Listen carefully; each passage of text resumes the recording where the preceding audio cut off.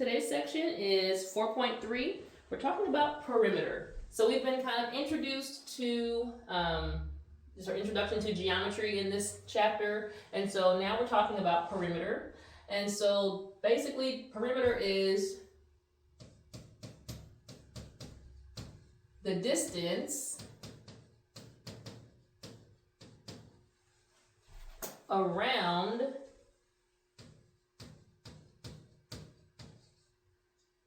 a polygon.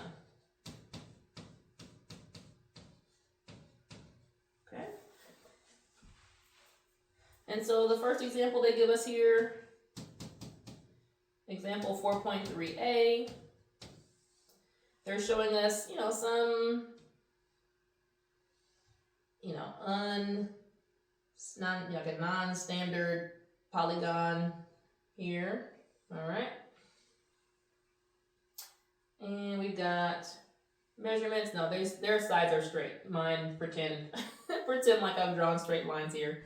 We've got 3 centimeters here and 2 centimeters, 3.5 centimeters, 4.3 centimeters, and 2.1 centimeters. Okay. Important to note that all the edges are measured in the same unit. That in order for us to do perimeter, we've got to, have all the units the same. And basically, we're just trying to, figure out how far is it to go all the way around the shape. And so the easiest way, when you have a shape like this that, all the sides are different, it's not one of the standard polygons that have a formula, we just add these together. So we're going to do 3 plus 2 plus 3.5 plus 4.3 plus 2.1 plus 3. Okay, and adding all these together, we end up with 14.9 centimeters. Okay, just the distance around the edge. So if they give us a shape like this and they've labeled all the sides, nice and easy, just add those together. Now, what we found is that some shapes, there's a pattern in that we notice the same, types of numbers appear. So the first shape is a rectangle.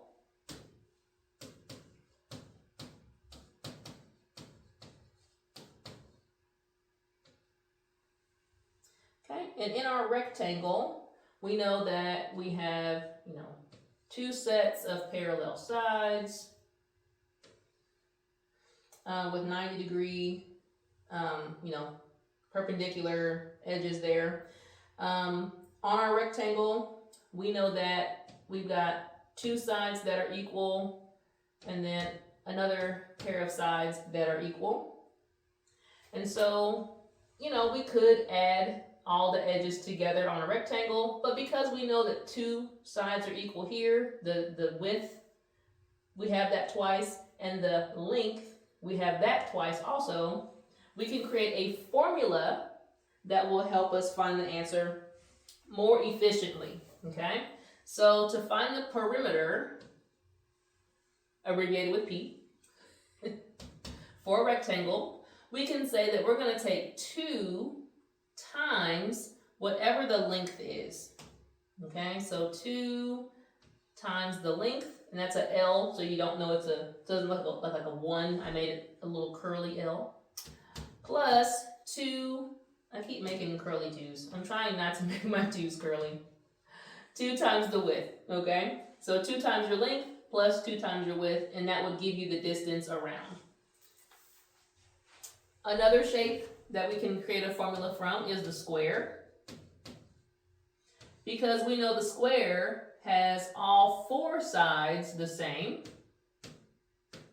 So instead of taking the same number and adding it up, 4 times, we have a formula that says P, or a perimeter, of the square is the same as 4 times the side, okay? And so I didn't mark here, we've got width and length, the shorter side's the width, longer side's the length. On the square, S represents one of the sides, but all of them are the same. And they've got another one here. They've got a hexagon.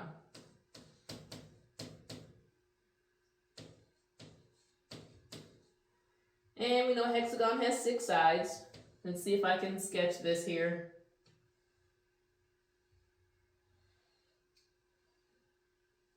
Okay, not too bad.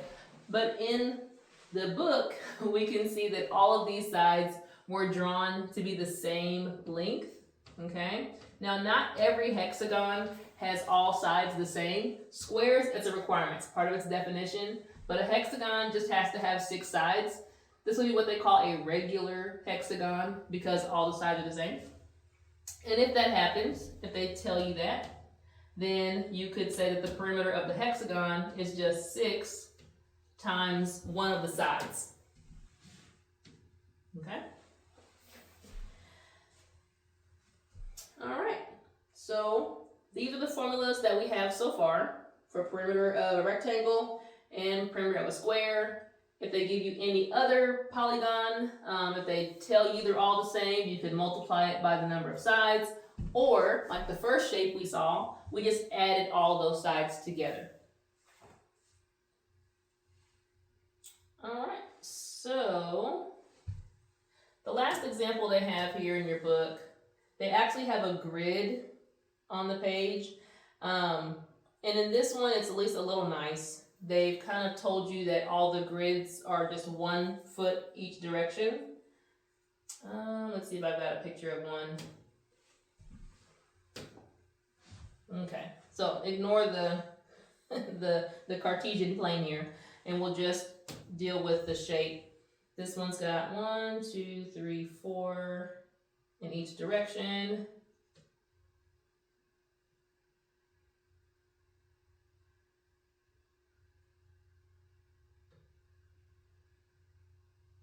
All right, and they're asking us to find the perimeter, okay? Well, if we know that each square is 1 foot, represents 1 foot, then I can count, how many of these I have. So I've got, 1, 2, 3, 4. So I would say this is for this direction, and then I can kind of confirm 1, 2, 3, 4. I go, oh, this is a square. Okay, it's 4 on all sides. So I could find the perimeter of this. This is example 4.3b.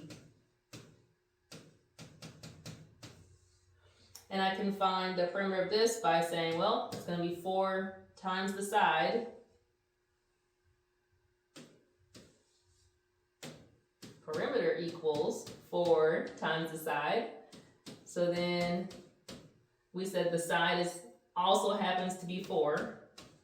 So then the perimeter is 16. But because I know this was a foot for each direction, I make sure that I label my answer that it's still in feet. Okay? All right. So we'll try some of these during class today. Or tomorrow, whatever you guys have class.